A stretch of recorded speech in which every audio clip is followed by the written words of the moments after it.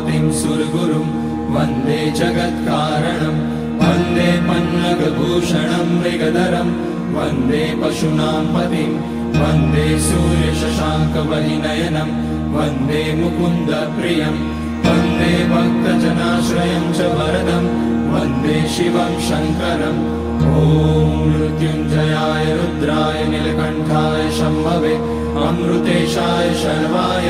महादेवाय ते नमः।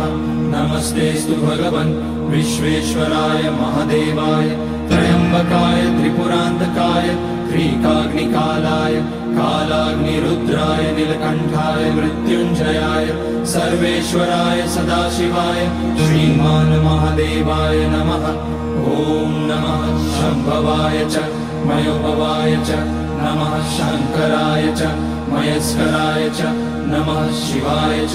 शिवतराय च ॐ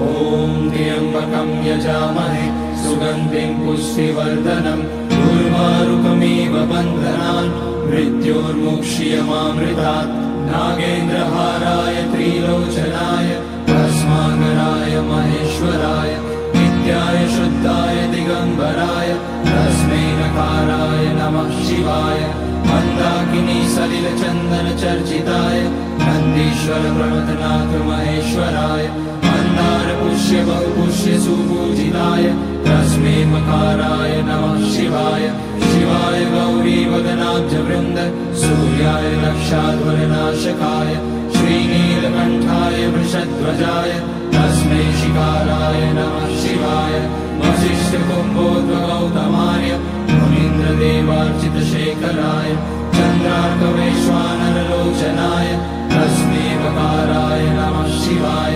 यज्ञस्वरूपाय जटाधराय पिनाकहस्ताय सनातनाय दिव्याय देवाय दिगम्बराय तस्मै यकाराय नमः शिवाय पञ्चाक्षरमिदं पुण्यं यः पठेत शिवसन्निधौ शिवलोकमवाप्नोति शिवेन सह मोदते।